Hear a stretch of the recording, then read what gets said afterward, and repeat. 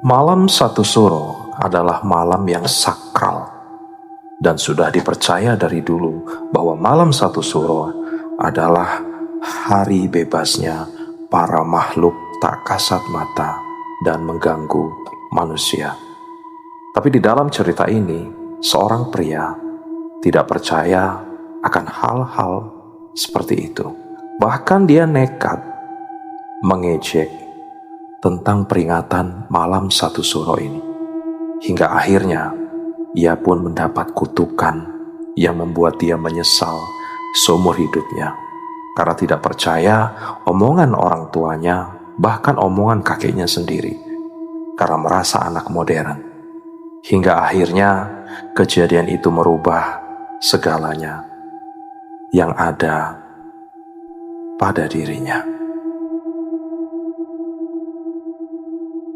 Rian Pratama adalah mahasiswa tahun akhir yang tinggal di rumah kosan Pak Slamet. Sebuah bangunan 2 lantai dengan tembok merah bata yang sudah kusam akibat cuaca dan usia. Berdiri jauh dari keramaian kota di tepi jalan raya yang jarang dilintasinya. Kamar 3 bit yang ditempatinya tidak terlalu luas. Hanya cukup untuk menampung kasur lipat dengan selimut bergaris biru tua yang sedikit menguning, meja kayu bekas dengan ujung yang sudah EUS akibat sering digunakan untuk menulis, dan rak buku yang terbuat dari pipa baja bekas yang ditumpuk rapi dengan buku-buku kuliah serta beberapa novel bekas yang didapat dari toko buku bekas dekat kampus. Dinding kamar dicat putih dulu, tapi sekarang sudah mulai mengelupas di beberapa bagian, dan di sudut kamar paling jauh ada sebuah jendela kecil yang dipasangi tirai kain tipis warna krem yang sudah mulai menguning karena sering terkena sinar matahari. Malam itu, Rian baru saja menyelesaikan bagian terakhir dari tugas akhir skripsi yang membuatnya harus menatap layar laptopnya selama hampir semalam penuh. Matanya sedikit merah dan tubuhnya merasa lelah akibat duduk terlalu lama di kursi kayu yang tidak terlalu nyaman. Jam di sudut kanan layar laptop menunjukkan jam 23:45 menit. Dan tiba-tiba saja udara di dalam kamar yang biasanya hanya terasa sejuk malam menjadi sangat dingin, sampai-sampai membuat kulitnya berdiri merinding dan napasnya keluar dalam bentuk uap putih tipis. Dia menggeser selimut yang digulung di ujung kasur untuk menutupi kaki yang mulai merasa dingin, sambil menghela napas panjang, karena akhirnya bisa menyelesaikan bagian yang paling sulit dari tugasnya. Lampu neon berbentuk pita yang terpasang di langit-langit kamar tiba-tiba mulai berkedip-kedip dengan irama pelan, menyinari kamar dengan cahaya kemerahan yang tidak biasa sebelum akhirnya kembali terang seperti biasanya. Rian mengerutkan dahi dan mengoceh pelan, pasti lagi gangguan listrik ya Pak Slamet? Baru kemarin juga terjadi yang sama. Dia berdiri perlahan dan menggeser kursinya ke samping agar bisa mencapai saklar listrik yang terletak di tembok dekat pintu kamar. Langkahnya sedikit terengah-engah karena tubuhnya masih kaku akibat berada dalam posisi yang sama terlalu lama. Tangan kanannya sudah hampir menyentuh permukaan plastik saklar yang dingin saat disentuh. Tapi tepat pada saat itu lampu tiba-tiba padam, total, tanpa ada peringatan sama sekali, membuat seluruh kamar terbenam dalam kegelapan pekat. Hanya sedikit sinar bulan purnama yang berhasil menerobos celah antara tirai dan bingkai jendela, menerangi sebagian kecil lantai kamar dengan cahaya putih keperakan, yang membuat bayangan semua benda di kamar terlihat lebih panjang dan menjulang aneh. Suara kipas angin yang biasanya berdengung lembut juga tiba-tiba berhenti berputar, membuat kamar menjadi sunyi sekali sampai hanya terdengar bunyi denyut jantung Rian sendiri dan suara gemerisik daun dari pohon jambu yang tumbuh di halaman depan kosan. Ketika Rian masih berdiri terkejut di tengah kamar, suara ketukan pelan muncul dari arah pintu kamar. Tap, tap, tap. Dengan irama yang teratur dan lembut, seolah orang yang mengetuknya sedang berusaha tidak mengganggu orang lain. Suaranya tidak terlalu keras, tapi cukup jelas terdengar di kamar yang sangat sunyi itu. Rian menoleh ke arah pintu dan mengucapkan suara yang sedikit terengah. Maaf, sudah larut malam. Siapakah ya? Dia berjalan perlahan menuju pintu. Tangan kanannya secara naluriah meraih gagang pintu yang terbuat dari besi yang sudah mulai berkarat. Ketika dia sudah berdiri tepat di depan pintu, Suara ketukan itu muncul lagi, tapi kali ini lebih cepat dan sedikit lebih keras. Tap tap tap, tap tap tap, tap tap tap. Seolah orang di luar sudah tidak sabar atau merasa khawatir karena tidak ada tanggapan. Tanpa berpikir terlalu lama, Rian membuka kunci pintu dengan suara klik yang terdengar jelas, lalu mendorong pintunya perlahan keluar. Namun ketika pintu terbuka, lorong kosan yang sempit itu benar-benar kosong. Tidak ada seorang pun yang berdiri di depan kamar atau berjalan di lorong yang hanya diterangi oleh satu lampu darurat di ujung lorong yang berwarna kemerahan samar. Lantai lorong yang terbuat dari keramik putih sudah mulai kusam dan ada beberapa bagian yang retak, sementara dinding lorong dicat kuning muda yang sudah mengelupas di beberapa tempat. Rian mengeluarkan tubuhnya sedikit keluar dan melihat ke kanan dan kiri lorong, tapi tetap saja tidak ada satu sosok pun yang terlihat. Hanya ada beberapa sepatu yang ditaruh di depan kamar-kamar lain yang sudah tertutup rapat, dan beberapa pot bunga kering yang diletakkan di sudut lorong karena sudah tidak dirawat lagi. Dia mengerutkan dahi dan mengoceh pelan. Tidak mungkin saya salah dengar kan? Suaranya jelas banget tadi. Dia mulai menggeser tubuhnya untuk kembali masuk kamar dan hendak menutup pintu. Ketika sesuatu yang terasa ringan jatuh dari atas bingkai pintu ke lantai dengan suara lembut. Thud, hanya terdengar di dekat kaki Rian. Rian membengkokkan badan dan membuka kedua tangannya untuk mengambil benda itu. Ternyata adalah sebuah amplop kertas tua yang warnanya sudah menjadi kuning kusam dan permukaannya terlihat sedikit lembab. Ujung amplop sudah mulai sobek dan ada beberapa noda coklat yang tidak jelas asalnya di bagian bawah amplop itu. Ketika Rian mengangkat amplop dan melihat bagian depannya, ada tulisan tangan yang dibuat dengan pulpen hitam yang warnanya sudah mulai memudar. Tulisannya sedikit goyah seperti dibuat oleh orang yang sedang gemetar atau sudah sangat tua.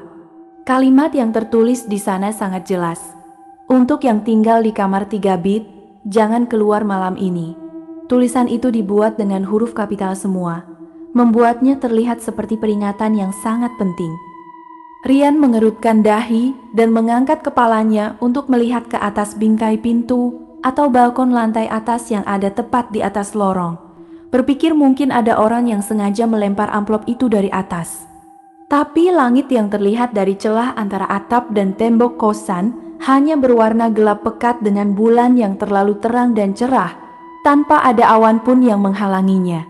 Cahaya bulan itu bahkan membuat bayangan Rian sendiri terlihat jelas di lantai lorong. Ketika dia masih berdiri dengan amplop di tangan dan melihat ke atas langit, suara nyanyi anak kecil tiba-tiba terdengar dari arah belakang kosan. Suara itu lembut tapi jelas terdengar di udara yang sangat sepi, menyanyikan lagu anak-anak yang tidak jelas judulnya dengan irama yang sedikit melengkung dan tidak beraturan. Rian langsung menoleh ke arah belakang kosan, tapi pagar besi yang menghalangi akses ke halaman belakang sudah tertutup rapat, dan dia tidak bisa melihat apa-apa di balik pagar itu selain kegelapan pekat dan bayangan pohon-pohon yang tumbuh di sana. Dia ingat dengan jelas bahwa di rumah kosan Pak Slamet ini tidak ada satu keluarga pun yang membawa anak-anak untuk tinggal. Semua penghuninya adalah mahasiswa atau pekerja muda yang tinggal sendirian. Suara nyanyi itu terus terdengar dan perlahan mulai memudar saat semakin menjauh. Tapi sebelum benar-benar hilang, Rian bisa mendengar kata terakhir yang diucapkan dengan suara yang sangat pelan, tapi jelas. Dia sudah datang. Dia mencari kamu. Rian dengan tergesa-gesa menarik tubuhnya masuk ke dalam kamar dan segera menutup pintu dengan keras, lalu mengunci kedua kunci pintu dengan tangan yang masih sedikit gemetar akibat kejadian tadi. Amplop kuning kusam itu masih terpegang erat di antara jari-jarinya. Permukaannya yang sedikit lembab membuatnya merasa tidak nyaman di kulit tangannya. Dia berjalan ke arah kasur dan duduk perlahan di ujungnya. Mata masih terus mengawasi pintu kamar seolah-olah kapan saja akan ada yang membukanya dari luar. Setelah beberapa saat merasa lebih tenang, dia mengatur posisi amplop di pangkuannya dan mulai membukanya dengan hati-hati, menggunakan ujung jempolnya untuk merobek bagian sobek di ujung amplop itu. Ketika amplop terbuka, ia menarik selembar kertas putih yang juga sudah mulai menguning dan memiliki beberapa lipatan yang dalam akibat disimpan terlalu lama di amplop sempit. Kalimat yang tertulis di atas kertas sama persis dengan yang ada di amplop. Untuk yang tinggal di kamar 3 bit, jangan keluar malam ini. Namun di bawahnya ada satu baris tulisan kecil lagi yang dibuat dengan pulpen berwarna merah tua yang warnanya sudah mulai kusam. Malam ini bulan Suro masuk 1. Kata-kata itu membuat Rian merasa seperti terkena hentakan dari belakang. Dia menutup mata sejenak dan mengingat kembali cerita-cerita yang dulu sering didengar dari neneknya saat masih tinggal di kampung halamannya. Neneknya selalu sangat memperhatikan hari-hari penting dalam kalender Jawa, dan malam 1 Suro adalah salah satu yang paling sering dia tekankan dengan seriusnya. Pada malam ketika bulan Suro memasuki hari pertama, kata neneknya dulu dengan suara yang pelan dan penuh makna, sambil menggosok kepala Rian yang masih kecil. Batas antara dunia kita dengan dunia yang lain akan menjadi tipis seperti kain sutra yang paling tipis. Pada malam itu, makhluk-makhluk dari sana bisa dengan mudah menyentuh dunia kita. Dan kadang-kadang mereka datang untuk mencari sesuatu yang mereka tinggalkan atau untuk menyelesaikan urusan yang belum selesai. Rian menghela napas panjang dan membuka matanya kembali, menatap ke arah jendela yang hanya menerangi sebagian kecil kamar dengan sinar bulan. Dia tidak pernah benar-benar mempercayai cerita-cerita mistis seperti itu. Tapi malam ini semua yang terjadi membuatnya merasa tidak nyaman dan mulai meragukan keyakinannya yang selalu kokoh. Tiba-tiba saja lampu neon di langit-langit kamar menyala kembali dengan terang sekali, membuat cahaya yang keluar jauh lebih terang dari biasanya dan membuat Rian terpeleset mundur hingga punggungnya menyentuh dinding belakang kasur. Tubuhnya terkejut dan dia mengangkat tangan untuk menutupi mata yang belum terbiasa dengan cahaya yang tiba-tiba menyala begitu kuatnya. Ketika dia mulai menurunkan tangannya dan menyesuaikan pandangannya, matanya secara tidak sengaja melihat ke arah cermin yang terletak di atas meja kerjaannya. Sebuah cermin berdiri kecil dengan bingkai kayu yang sudah lapuk dan memiliki beberapa bekas goresan di permukaannya. Di dalam cermin itu, jelas terlihat bayangan seseorang yang berdiri dengan tegak tepat di belakang Rian. Sosoknya tinggi dan mengenakan pakaian yang tampak panjang dan gelap. Rian langsung menoleh dengan cepat. Tubuhnya sudah mulai berkeringat dingin meskipun udara kamar masih sangat dingin. Namun ketika dia melihat ke belakangnya, tidak ada seorang pun yang berdiri di sana. Hanya dinding kamar dengan cat yang mengelupas dan bayangan kursi kayu yang terletak di dekat rak buku. Dia berdiri dengan tergesa-gesa dan berjalan ke arah cermin, menatap pantulan dirinya sendiri dengan mata yang penuh keraguan. Tidak ada sosok lain di dalam cermin selain dirinya, dan bayangan yang dia lihat tadi sudah hilang seolah-olah tidak pernah ada sama sekali. Baru saja Rian mulai merasa sedikit lega dan berpikir bahwa itu hanya khayalan akibat ketakutan yang mulai menguasai dirinya. Suara ketukan pelan muncul lagi, tap, tap, tap, tap.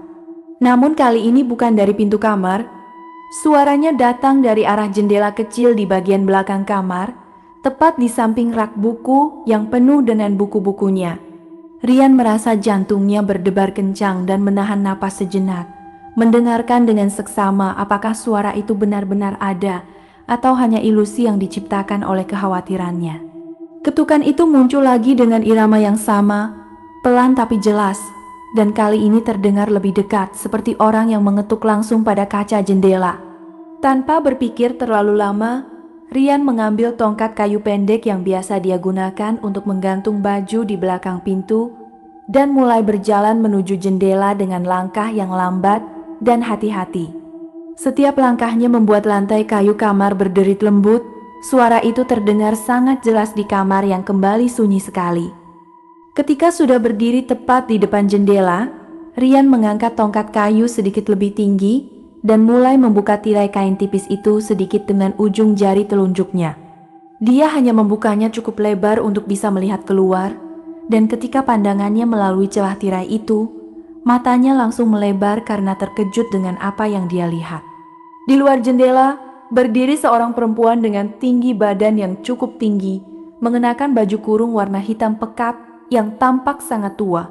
dan memiliki beberapa bagian yang tampak sobek serta berselimut lumut kusam. Rambutnya panjang dan hitam pekat, menjuntai hingga ke pinggangnya, dan tampak sangat lembab seolah-olah baru saja terkena air hujan. Namun yang paling membuat Rian merasa bulu kuduknya merinding adalah wajah perempuan itu. Seluruh wajahnya ditutupi oleh kain putih tipis yang menutupi dari dahi hingga dagunya, membuat wajahnya tidak bisa dilihat jelas sama sekali.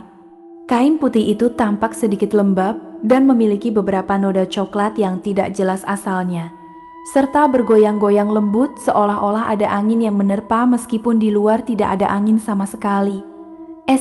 Siapakah Anda? Suara Rian keluar dengan sangat pelan dan sedikit gemetar. Bahkan dia sendiri hampir tidak bisa mendengar suaranya. Dia mencoba untuk tetap tenang dan memegang tongkat kayu dengan lebih erat. Tapi keringat sudah mulai menetes di dahinya dan tangan yang memegang tongkat itu mulai sedikit gemetar.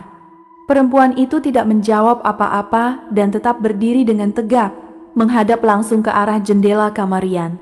Setelah beberapa saat yang terasa sangat lama, dia perlahan mengangkat tangan kanannya yang sebelumnya tergantung di samping tubuhnya. Di atas telapak tangannya, ada sesuatu yang terbungkus dengan kain merah tua yang tampak sangat tua dan memiliki beberapa bagian yang sudah sobek. Bentuknya tidak jelas, tapi terlihat seperti sebuah bungkusan yang tidak terlalu besar dan memiliki bentuk yang sedikit lonjong.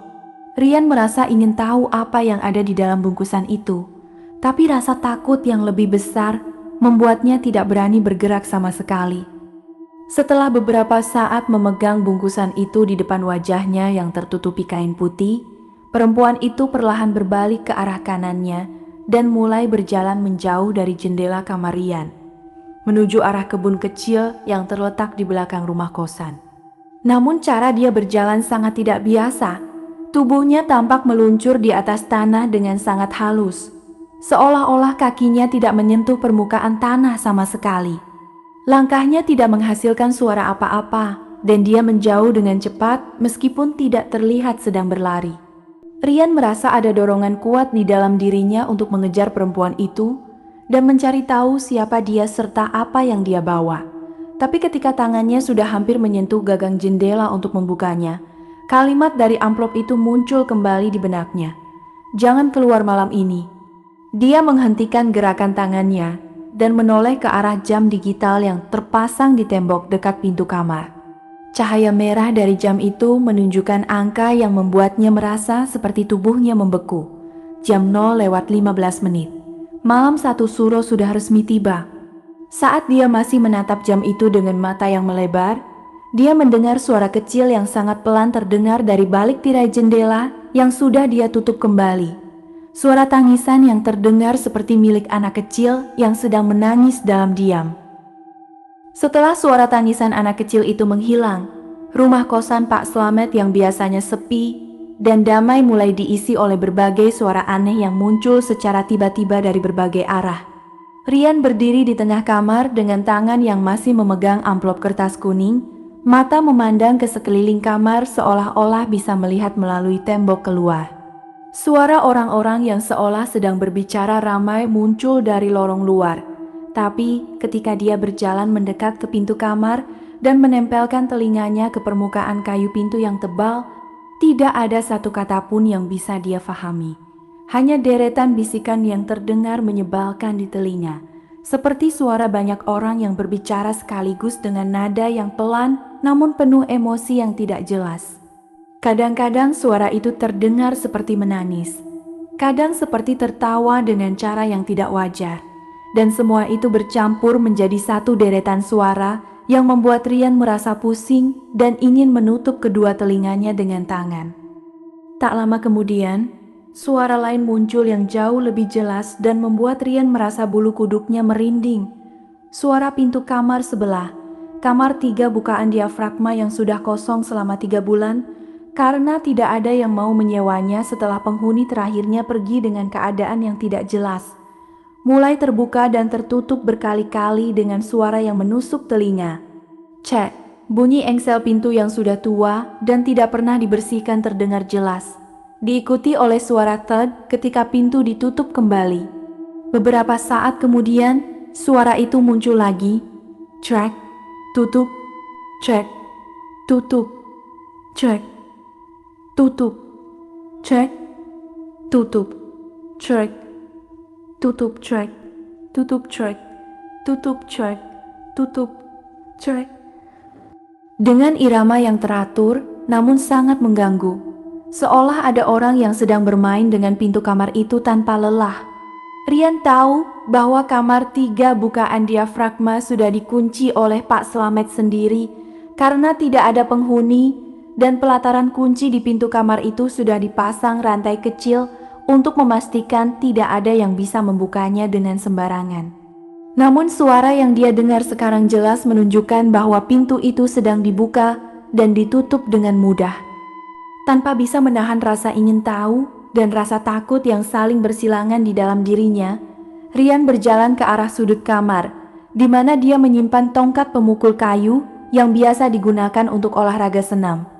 Tongkat itu panjangnya sekitar 1 meter dengan permukaan kayu yang sudah dipoles hingga halus, dan beratnya cukup untuk memberikan perlindungan jika memang ada yang tidak baik terjadi. Dia mengambil tongkat itu dengan erat dan mulai bergerak menuju pintu kamar. Tangan kanannya perlahan membuka kunci pertama, lalu kunci kedua dengan suara klik yang terdengar sangat jelas di kamar yang kembali sunyi sesaat. Setelah kunci terbuka seluruhnya, dia mendorong pintu kamar perlahan keluar dan muncul ke lorong kosan yang sekarang hanya diterangi oleh 1 lampu darurat yang terletak di ujung lorong paling jauh, memancarkan cahaya kemerahan samar yang membuat seluruh lorong tampak lebih menyeramkan. Lantai keramik putih yang kusam memantulkan sedikit cahaya dari lampu itu, dan bayangan Rian sendiri menjulang panjang di baliknya seiring dengan setiap langkah yang dia ambil menuju kamar 3 bukaan diafragma. Suara dari dalam kamar 3 bukaan diafragma semakin jelas seiring dengan kedekatan Rian ke pintu kamar itu. Suara menangis anak kecil yang terdengar sangat nyaring dan penuh kesedihan, disertai dengan suara seseorang yang meratap dengan lembut seperti sedang menenangkan anak tersebut. Ketika sudah berdiri tepat di depan pintu kamar 3 bukaan diafragma, Rian melihat bahwa pintu kamar yang seharusnya terkunci kini terbuka selebar beberapa sentimeter, dan dari dalam kamar keluar angin dingin yang jauh lebih dingin dari udara lorong, membawa dengannya bau tanah basah dan sesuatu yang tidak bisa dijelaskan, seperti bau bunga mati yang sudah membusuk. Dia mengangkat tongkat kayu sedikit lebih tinggi dan mendorong pintu kamar dengan ujung tongkat itu sedikit demi sedikit. Tanpa ada usaha lebih, pintu kamar itu terbuka dengan sendirinya hingga selebar penuh, menunjukkan ruangan kamar yang gelap pekat di dalamnya. Hanya sedikit sinar bulan yang menerobos melalui jendela kamar yang tidak ditutupi tirai, menerangi sebagian kecil lantai dan bagian atas kasur yang terletak di tengah kamar. Di dalam kamar yang gelap itu, Rian dengan jelas melihat bayangan seorang wanita yang sedang membungkuk di dekat kasur. Kedua tangannya seolah sedang merapikan spray atau bantal di atas kasur, sambil mengeluarkan suara meratap yang dalam. Di atas kasur, ada sosok kecil yang tampak seperti anak-anak sedang berbaring dalam posisi tidur miring. Tubuhnya ditutupi oleh selimut yang sudah kusam warnanya. Bayangan wanita itu mengenakan pakaian panjang yang gelap, dan Rian langsung mengenali bahwa itu adalah perempuan yang dia lihat di luar jendela kamar beberapa saat yang lalu. Rambutnya panjang dan hitam menjuntai hingga ke pinggangnya, dan wajahnya masih ditutupi oleh kain putih tipis yang bergoyang-goyang lembut, seolah ada angin yang menerpa dari dalam kamar. Suara menangis anak kecil itu masih terus terdengar, namun sekarang tampak lebih tenang seperti sudah mulai ditenangkan oleh wanita itu. Tanpa bisa menahan diri, Rian mengeluarkan suara dengan sangat pelan, mencoba untuk tidak mengejutkan sosok yang ada di dalam kamar. "Maafkan saya, Mbak. Apakah Anda membutuhkan bantuan? Apakah anak ini tidak enak badan?" Suaranya terdengar sangat kecil dan sedikit gemetar, namun cukup jelas untuk membuat wanita itu berhenti semua gerakannya secara tiba-tiba. Dia tetap membungkuk selama beberapa detik sebelum perlahan-lahan mengangkat tubuhnya dan menoleh perlahan ke arah Rian yang masih berdiri di pintu kamar. Ketika wajahnya yang tertutupi kain putih mulai menghadap ke arahnya, kain putih itu secara perlahan mulai terangkat dengan sendirinya. Tidak ada tangan yang mengangkatnya. Tidak ada angin yang menerbikannya. Hanya saja kain itu perlahan terangkat ke atas, hingga seluruh wajah wanita itu terbuka bagi pandangan Rian. Hasilnya membuat Rian merasa seperti darah di dalam tubuhnya membeku. Kedua mata wanita itu tidak ada sama sekali, hanya lubang hitam yang dalam tanpa ada iris atau pupil, seolah-olah mata itu telah ditarik keluar atau tidak pernah ada sejak awal. Kulit wajahnya pucat seperti kertas dan penuh dengan bekas luka yang tidak jelas asalnya, sementara bibirnya tipis dan berwarna kehitaman. Tanpa mengeluarkan suara apa-apa, dia mulai berjalan mendekat ke arah Rian dengan langkah yang lambat, namun pasti. Kedua tangannya menjulur ke depan dengan jari-jari yang panjang dan kurus seperti tulang yang hanya ditutupi kulit tipis. Ketika dia sudah cukup dekat, suara keluar dari mulutnya dengan nada yang seperti gesekan batu bara yang saling bergesekan, menusuk telinga Rian dengan sangat menyakitkan. "Saya cari anak saya." Rian tidak bisa berpikir lagi apa-apa selain kabur. Dia langsung memutar tubuhnya dan berlari dengan sekuat tenaga kembali ke kamar 3 bit. Tongkat kayu masih terpegang erat di tangannya, meskipun dia tidak tahu lagi untuk apa tongkat itu. Ketika dia masuk ke kamar dan segera mengunci kedua kunci pintu dengan sekuat tenaga, dia merasa dadanya sedang terbakar akibat tidak bisa bernapas dengan benar selama berlari. Namun ketika dia menoleh untuk melihat ke arah jendela kamar, untuk memastikan tidak ada yang mengikutinya, dia melihat sosok wanita itu sudah berdiri di luar jendela. Tapi kali ini dia tidak berdiri di atas tanah seperti sebelumnya. Tubuhnya mengambang di udara dengan ketinggian sekitar 1 meter dari permukaan tanah. Wajahnya yang tanpa mata menghadap langsung ke arah Rian dengan posisi yang tidak bisa diubah. Lubang hitam yang menjadi matanya seolah-olah bisa melihat jauh ke dalam jiwa Rian, melihat semua rasa takut dan kebingungan yang ada di dalam dirinya. Dan kali ini, Rian bisa melihat dengan sangat jelas apa yang ada di dalam bungkusan kain merah tua yang selalu dia bawa. Bukan sesuatu yang tidak jelas seperti sebelumnya, melainkan seikat rambut hitam yang panjang dan masih terlihat sangat lembab. Bahkan ada tetesan cairan yang tidak jelas warnanya yang perlahan menetes dari ujung rambut itu ke tanah di bawahnya. Saat Rian masih menatap dengan terkejut, dia melihat sosok kecil yang dulu dia lihat di atas kasur kamar 3 bukaan diafragma muncul berdiri tepat di sisi kanan wanita yang mengambang itu. Anak itu mengenakan baju tidur putih yang sudah kusam, dan wajahnya yang kecil tidak memiliki fitur sama sekali. Hanya sekeping kulit putih yang datar tanpa mata, hidung, atau mulut. Rian mundur perlahan ke pojok kamar paling jauh. Punggungnya menyentuh tembok yang dingin dan lembab akibat kelembapan malam. Tongkat kayu masih terpegang erat di tangan kanannya, hingga buku jarinya mulai memerah karena memegangnya terlalu kuat. Matanya tidak bisa bergerak dari sosok wanita yang mengambang di luar jendela. Wajahnya tanpa mata yang terus menatap langsung ke arahnya membuat rasa takut yang sudah menguasai dirinya semakin membesar hingga hampir membuatnya tidak bisa bernapas dengan benar. Tiba-tiba saja, kedua tangan wanita itu yang panjang dan kurus mulai mengetuk permukaan kaca jendela dengan kekuatan yang luar biasa besar. Tabrak, tabrak, tabrak, tabrak. Suaranya seperti batu besar yang dipukulkan ke kaca, membuat seluruh bingkai jendela bergetar hebat, dan kaca mulai menunjukkan beberapa garis retakan kecil yang menyebar seperti tali sarang laba-laba. Setiap hentakan membuat tubuh Rian terkejut, dan dia semakin mundur hingga seluruh tubuhnya sudah menempel erat di pojok kamar. Tidak ada lagi tempat untuk dia mundur. "Anak saya ada di sini. Kemarin Anda yang memintakan dia." Suara wanita itu keluar dengan nada yang semakin keras dan mengerikan, seperti suara batu yang digosokkan ke batu lain dan menyertai suara gema yang menusuk telinga. Kata-katanya membuat Rian merasa bingung dan semakin takut. Dia tidak pernah melihat wanita ini atau anaknya sebelum malam ini, apalagi meminta sesuatu dari mereka. "Saya tidak mengerti apa yang Anda maksudkan, Mbak," teriak Rian dengan suara yang bergetar dan sebagian terdengar tertutup oleh suara hentakan pada jendela. "Saya bahkan tidak pernah bertemu dengan Anda sebelum malam ini." Namun wanita itu tidak memberikan tanggapan apa-apa dan terus mengetuk jendela dengan kekuatan yang semakin besar. Garis retakan pada kaca semakin membesar dan sudah mulai ada beberapa bagian kaca yang mulai copot dari bingkainya.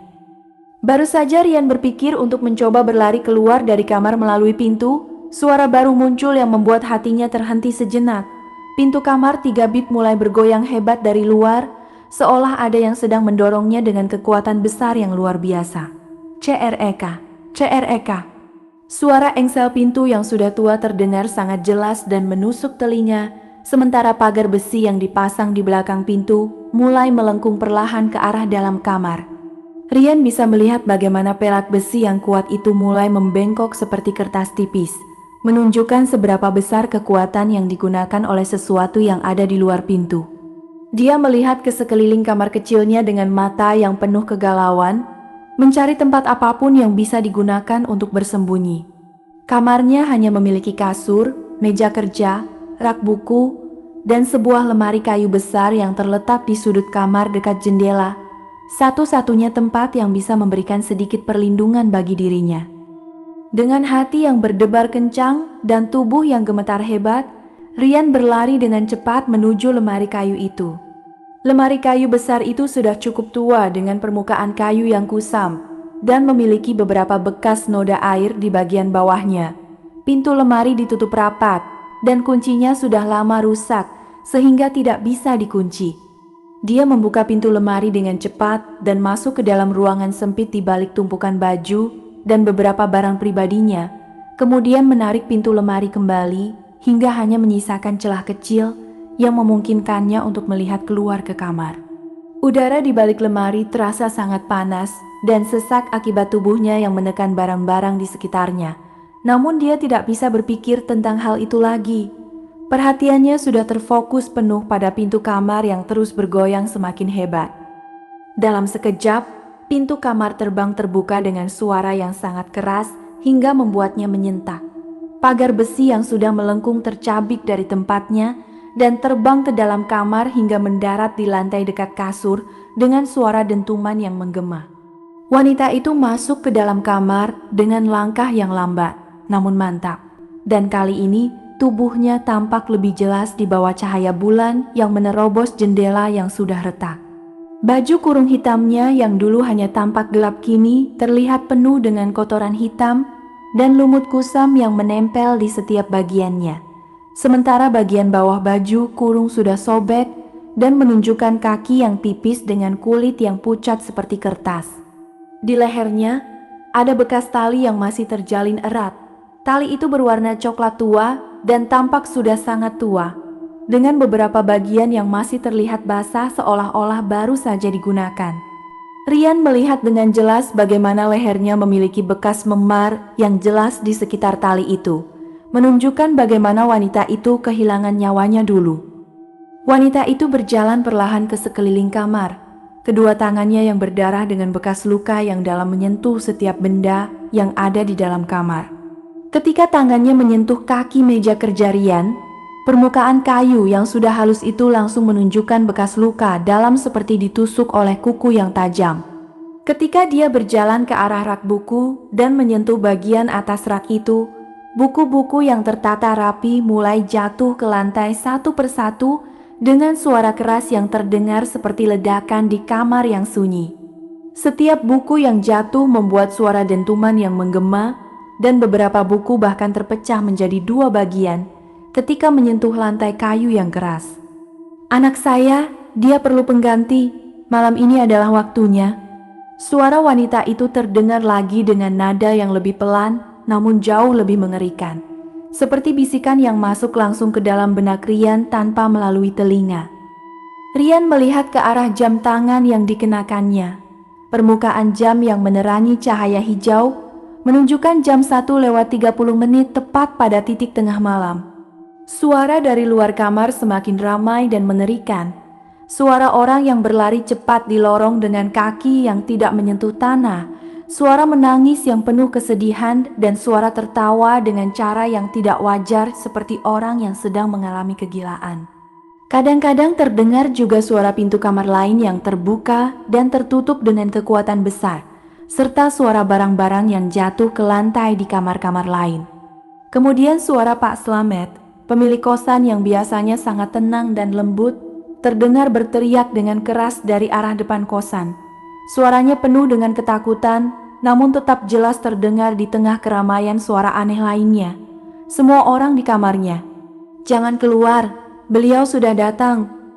Saat suara Pak Slamet menghilang, wanita itu yang tengah menyentuh bagian atas kasur Rian tiba-tiba berhenti semua gerakannya. Dia tetap berdiri dengan punggung menghadap lemari selama beberapa detik sebelum perlahan-lahan berbalik tubuhnya untuk menghadap langsung ke arah lemari kayu tempat Rian bersembunyi. Meskipun tidak memiliki mata, seolah-olah dia bisa merasakan keberadaan Rian dengan sangat jelas. Tanpa mengeluarkan suara apa-apa, dia mulai berjalan mendekat ke arah lemari dengan langkah yang lambat. Tapi pasti, setiap langkahnya membuat lantai kayu kamar berderit lembut, dan darah yang masih menetes dari tangannya membuat jejak merah pekat yang menyebar di lantai kayu yang kusam.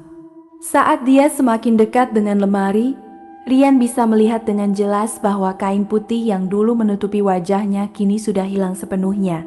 Dan di tempat di mana kedua matanya seharusnya berada, ada sesuatu yang mulai berkilau dengan cahaya merah tua samar, seolah ada nyala api yang menyala di dalam lubang hitam itu.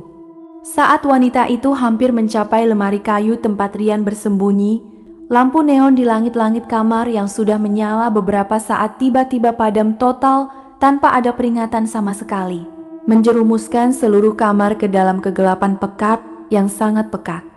Rian menahan napas sepenuhnya. Tubuhnya gemetar hebat di balik tumpukan baju yang menghalangi pandangan luar. Hanya satu sumber cahaya yang bisa dilihat di dalam kamar yang sangat gelap itu. Kedua lubang hitam di wajah wanita itu yang kini bersinar dengan cahaya merah muda samar yang lembut, namun cukup jelas untuk menerangi wajahnya yang pucat dan penuh bekas luka. Cahaya itu menyala seperti nyala lilin yang tidak pernah padam, dan seolah-olah bisa melihat melalui setiap barang yang ada di dalam kamar termasuk tembok lemari kayu yang menjadi tempat persembunyian Rian. "Saya temukan." Bisikan yang sangat pelan namun jelas terdengar tepat di dekat telinga Rian. Seolah wanita itu sudah berdiri tepat di belakang dia meskipun dia tidak bisa melihatnya. Suaranya tidak lagi seperti gesekan batu bara seperti sebelumnya, melainkan menjadi lembut seperti suara seorang ibu yang sedang memanggil anaknya. Rian merasakan napas dingin menyentuh lehernya, membawa dengannya bau bunga melati yang sangat harum namun sedikit menyakitkan di hidung. Dia ingin berteriak atau berlari, tapi tubuhnya seolah-olah terkunci dan tidak bisa bergerak sama sekali. Hanya bisa duduk diam di balik lemari dengan kedua tangan yang masih memegang tongkat kayu dengan sangat erat. Pada saat yang sama, kilat menyambar dengan sangat terang di luar kosan, menerangi seluruh langit dengan cahaya putih keperakan yang bahkan bisa menembus tembok kamar. Sebelum kilat itu hilang, Rian melihat bayangan wanita itu berdiri tepat di depan lemari dengan kedua tangannya yang menjulur ke arahnya. Kemudian suara petir menyusul dengan sangat keras hingga membuat seluruh rumah kosan bergetar hebat. Barang-barang di dalam kamar bergetar dan beberapa buku yang masih berada di rak sedikit bergoyang sebelum akhirnya tetap stabil. Setelah suara petir itu hilang dan gemanya perlahan menghilang ke kejauhan, lampu neon di kamar menyala kembali dengan terang sekali, membuat Rian terpaksa menutup mata sebentar karena tidak terbiasa dengan cahaya yang tiba-tiba menyala begitu kuatnya. Ketika dia membuka matanya kembali dan melihat keluar melalui celah lemari, wanita itu sudah menghilang dengan tiba-tiba tanpa meninggalkan bekas apa-apa.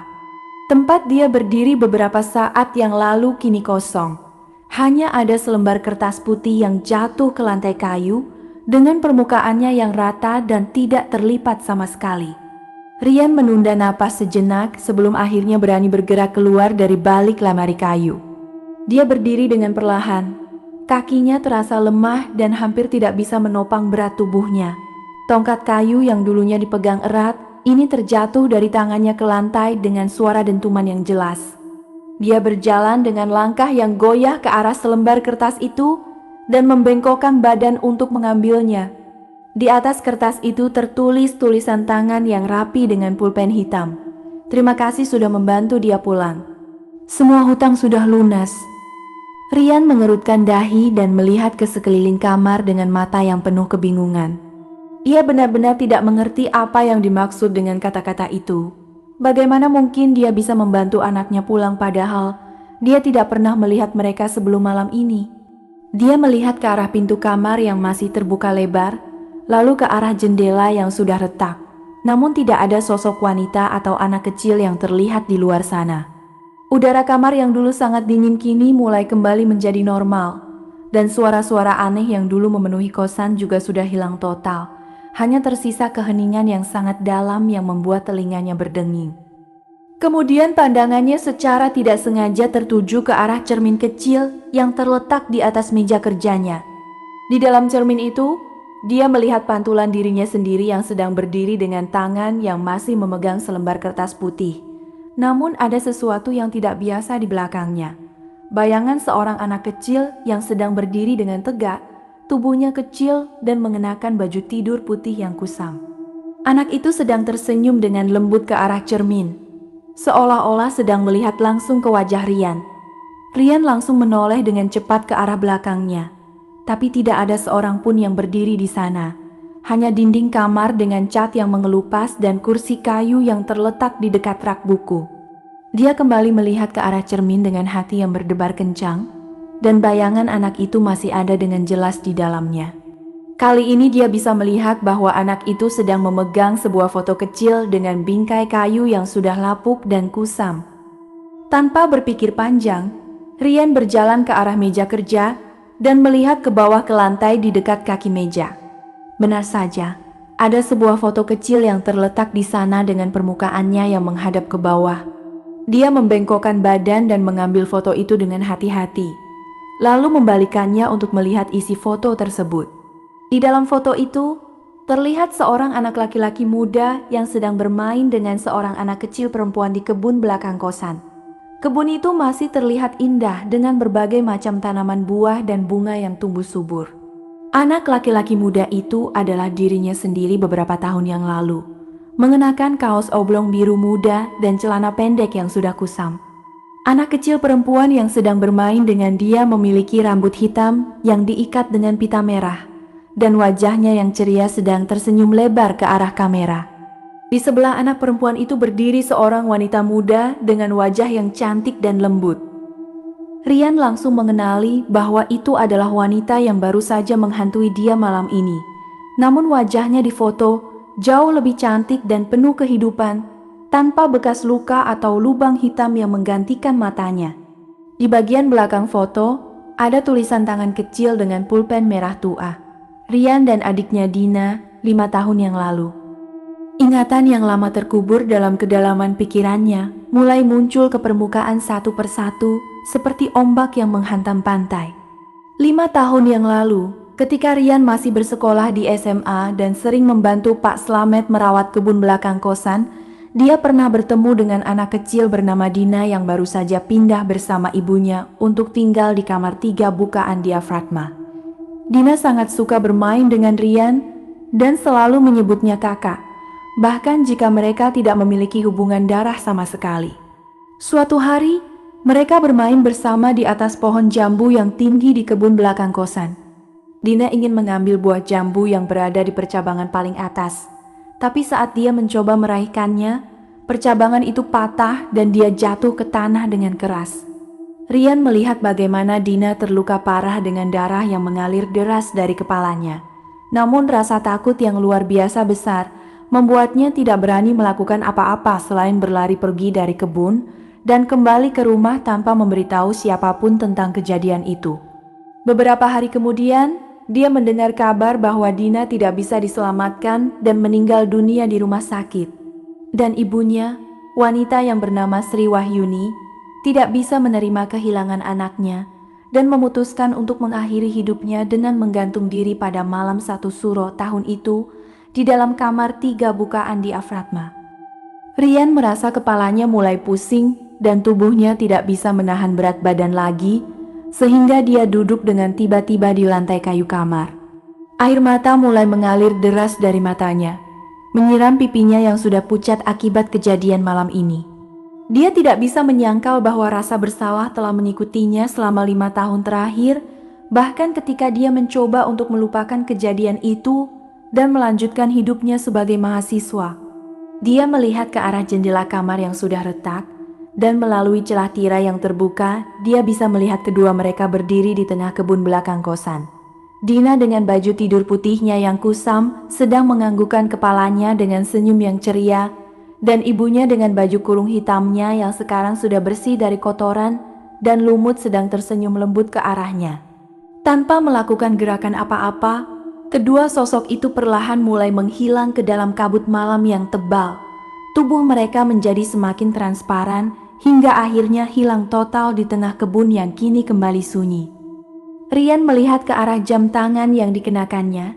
Jarum jam menunjukkan jam 4:30 dan cahaya fajar mulai muncul sedikit demi sedikit di ufuk kejauhan, menandakan bahwa malam 1 Suro hampir berakhir. Dia merasa tubuhnya lelah sekali dan ingin segera membersihkan diri dan beristirahat. Dengan susah payah dia berdiri dan mulai berjalan ke arah pintu kamar untuk pergi ke kamar mandi yang terletak di ujung lorong.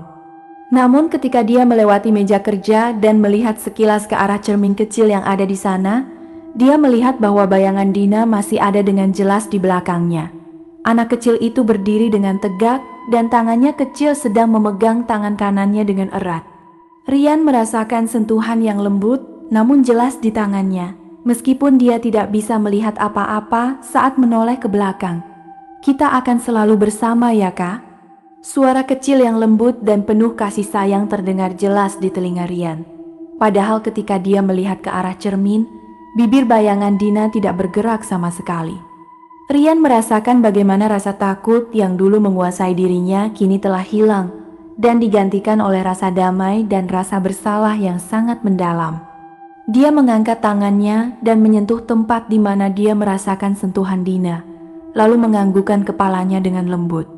Di balik cermin, bayangan Dina semakin ceria dan mulai tersenyum lebar, seolah-olah akhirnya menemukan kedamaian yang dia cari selama 5 tahun terakhir.